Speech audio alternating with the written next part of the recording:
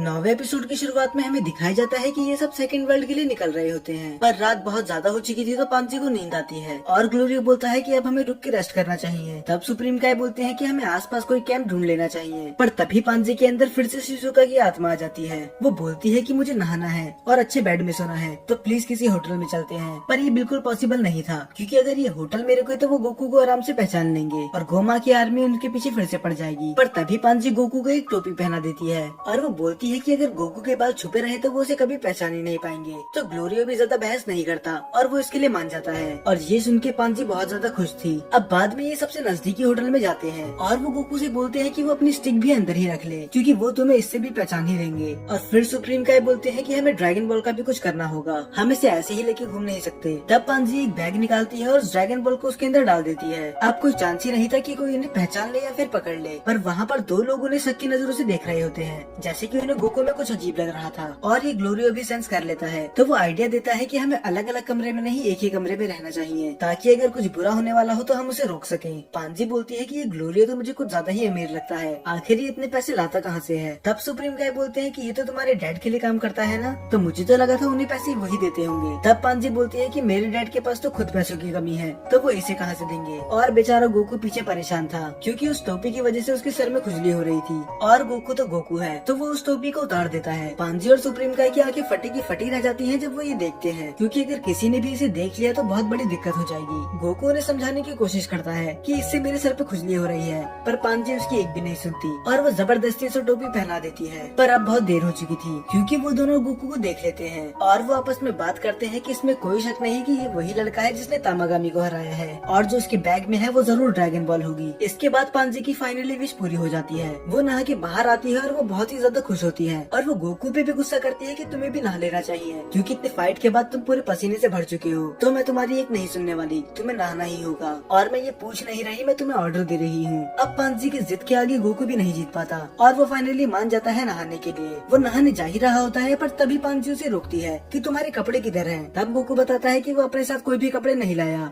वो खाली हाथ आया था। पांजी को यकीन नहीं होता कि कोई इतना अनहाइजीनिक कैसे हो सकता है, तो वो उसे बोलती है कि ठीक है, तुम अभी के लिए मेरे कपड़े यूज कर लो। फिर गोकू बोलता है कि मुझे लड़कियों के कपड़े पहनने की आदत नहीं है। फिर पांजी बोलती है कि ज्यादा मुंह मत चलाओ और जो मिल रहा है वो पहन लो। तो इसके बाद गोकू आखिर नहा के आ ही जाता है, और आते ही वो खुश हो जाता है क्योंकि उसके सामने पड़ा होता है इतना सारा खाना। ये सब खाना खा ही रहे होते हैं, पर अचानक से इन्हें किसी के चिल्लाने की आवाज आती है और ये सब उस आवाज की तरफ भागते हैं और देखते हैं कि एक वुल्फ सब पे अटैक कर रहा होता है। पर गोकू को तो कुछ फर्क पड़ ही नहीं रहा था, वो अपना आराम से खाना खाते हुए बोलता है क्या मुझे बीच में कूदना चाहिए या नहीं। पर वो वुल्फ गोकू को देख के एक स्माइल करता है और अपने दोस्त को सिग्नल देता है कि वो सब बाहर हैं, और सिग्नल मिलते ही उसका दोस्त ड्रैगन बॉल लेके वहाँ से भाग जाता है। और जैसे ही वो सब अंदर आते हैं वो देखते हैं कि ड्रैगन बॉल वहाँ पर नहीं होती।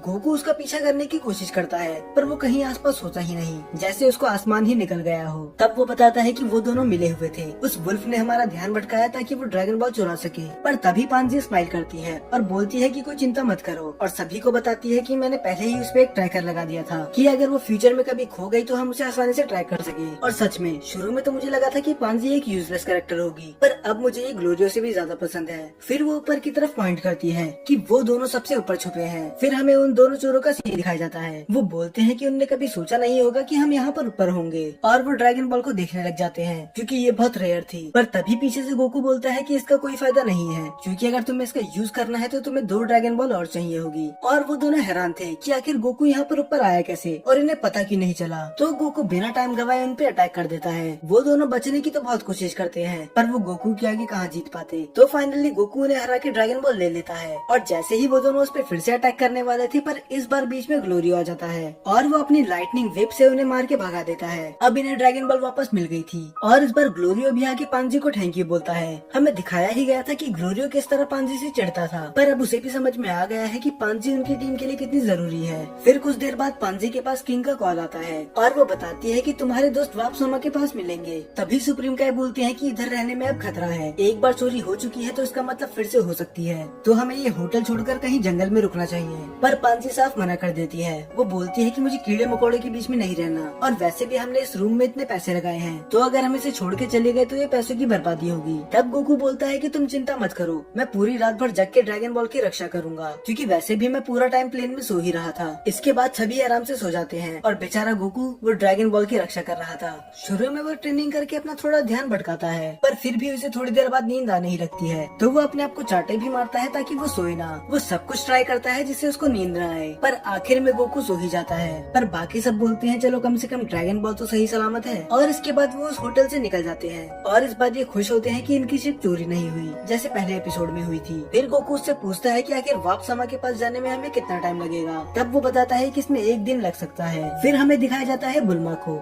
जो पूरी तरह से परेशान थी क्योंकि इनकी शिप चुरा ली गई थी। फिर हाइबिस बोलता है कि ये तो हमारे साथ ही खेल गए, ये शिप हमने खुद चुराई थी और इनने हमसे ही ये शिप चुरा ली। फिर वो वेजिटा की तरफ देख के बोलता है कि ये लोग वही होंगे जिन्हें तुमने पिछली रात मारा था। फिर हमें पिछली रात का सीन दिखाया जाता है जहाँ पर गलती से वेजिटा किसी पे टकरा जाता है। वेजिटा आराम से जा ही रहा था पर वो वेजिटा पे अटैक कर देता है। वो इस बात से अनजान था कि ये गोकू की तरह नहीं जो उन्हें आराम से छोड़ देगा। पर खैर आज वेजिटा का मूड अच्छा था तो वो उनकी बस 206 हड्डी तोड़ के वहाँ से चली जाता है। और फिर हमें प्रेजेंट का सीन दिखाया जाता है कि उनने हमारी शिप चुरा ली, तो अगर वो मेरे हाथ लग गए तो मैं उन्हें छोड़ूंगा नहीं। फिर हाइबिस बोलता है कि मैं प्रिंसेस को कॉल कर दूंगा कि वो हमें आके यहाँ पर पिक कर ले। फिर हाइबिस बताता है कि हम तब तक एक गेम खेल सकते हैं। वो बताता है कि यहाँ पर एक ज़ॉम्बी फॉरेस्ट है, तो जिसने सबसे ज्यादा ज़ॉम्बी मारे वो जीत जाएगा। पर अगर ज़ॉम्बी ने हमें काट लिया तो हम इन्फेक्टेड हो जाएंगे और ज़ॉम्बी बन जाएंगे। ये सुनने के बाद बुल्मा साफ मना कर देती है कि मुझे कोई ऐसा गेम नहीं खेलना। पर तभी बुल्मा कुछ नोटिस करती है और वो बोलती है कि तुम्हारी बेल्ट पे ये अजीब सी चीज क्या है, और तभी वो चीज मूव करने लग जाती है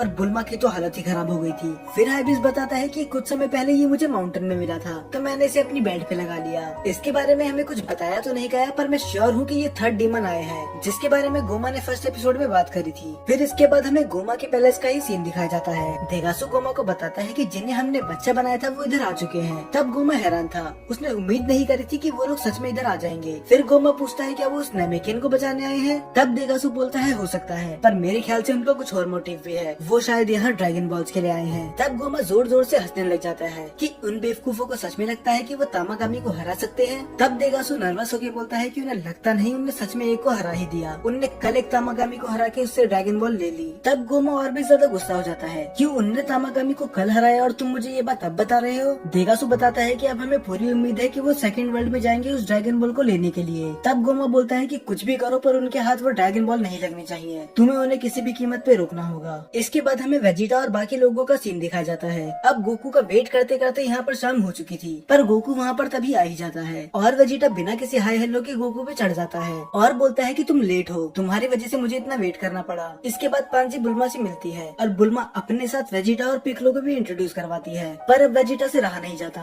और वो बोलता है कि जल्दी चलो उस तामागामी के पास, मुझे भी उससे लड़ना है, मैं इधर बोर हो रहा हूँ। पर गोकू साफ मना कर देता है कि इस शिप में इतनी जगह नहीं कि 4 लोग और आ सके। तब बुल्मा बोलती है कि ऐसा है तो बाकी का सामान फेंक दो, वैसे भी हम बच्चे हैं, हमें ज्यादा जगह नहीं चाहिए। पर ग्लोरियो भी साफ मना कर देता है क्योंकि वो टेंट और खाने का सामान है, उसके बिना वो सर्वाइव ही नहीं कर सकते। तब पांची बोलती है कि तुम चिंता मत करो, मैं डैड को कॉल करके बता दूंगी कि तुम्हें शिप की जरूरत है, और वो वहाँ से जाने लग जाते हैं। सुप्रीम का उनके लिए बुरा भी लगता है और वो माफी मांगते हैं कि हम थोड़ी जल्दी में हैं। और गोकू बोलता है कि हम ड्रैगन बॉल्स लेने जा रहे हैं, तो अगर तुम चाहो तो किंग गोमा से लड़ सकते हो। इस पे बुल्मा भड़क जाती है क्योंकि गोकू कुछ ज्यादा ही रूड हो गया और वो उसे जीप भी चढ़ाती है। तब पिकलो बोलता है कि बुल्मा की जगह यहाँ पर किबीडो को होना चाहिए था क्योंकि वो टेलीपोर्ट कर सकता है। तब बुल्मा उसकी तरफ गुस्से से देख के बोलती है कि जरा फिर से रिपीट करना कि तुमने क्या बोला। और पिकलो डर जाता है और वो कुछ नहीं बोलता क्योंकि उसे मरना नहीं था और वो सब वहाँ से चले जाते हैं। और ये देख के वेजिटा का बहुत ज्यादा गुस्सा आता है क्योंकि उस बेचारे को उतने टाइम तक अर्थ पे रहना पड़ा और वो उसे अब अपने साथ लेके भी नहीं जा रहे। पर तभी वो लोग आ जाते हैं जिनने इनका प्लेन चुराया था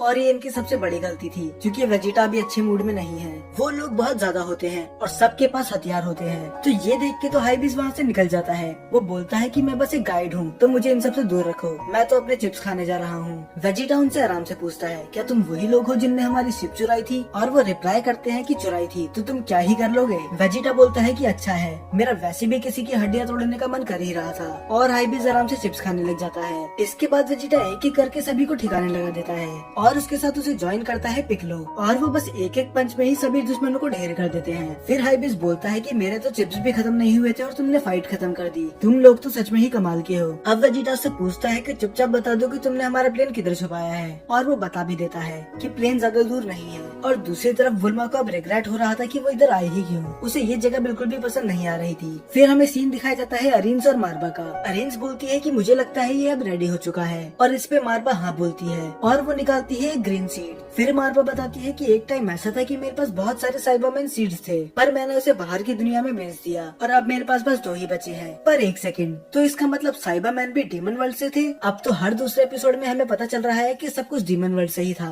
और पता नहीं डीमन वर्ल्ड से क्या क्या है। इसके बाद मार्वा अरियंस को वो साइबरमैन सीड दे देती है और वो उसे बोलती है कि इसे ज्यादा नीचे मत दफनाना, बस 5 सेंटीमीटर ही काफी होगा। तो अरियंस वैसा ही करती है। वो एक लंबी सांस लेने के बाद उस सीड को उस पॉट में डाल देती है और उसमें पानी डालने के बाद शुरू होता है असली खेल। अब फाइनली रिवाइव होने वाला था माजिन बू, पर इस बार इनने साइबरमैन सीड्स का यूज करा है। तो एक तरह से ये साइबरमैन और माजिन बू का फ्यूजन है और इसका नाम होता है माजिन कू। और सच में मुझे ये बिल्कुल पसंद नहीं आया। मुझे लगा था कि इसका लुक किड बू की तरह ही होगा या फिर उससे भी खतरनाक, पर ये तो पता नहीं इनने क्या ही बना दिया। अरिंस उससे बोलती है कि पहले तामागामी के पास जाओ और उससे जाके ड्रैगन बॉल लेके आओ। मार्वा हैरान थी कि इसे तामागामी पे ट्राई करना सही होगा, क्या होगा अगर इसे नहीं हरा पाया। तब अरिंस बोलती है कि अगर ये तामागामी को नहीं हरा पाया तो ये मेरे किसी काम का नहीं है। और तब माजिन कू हंसता है और बोलता है कि मैं समझ गया। और फिर ये एपिसोड यहीं पर खत्म हो जाता है।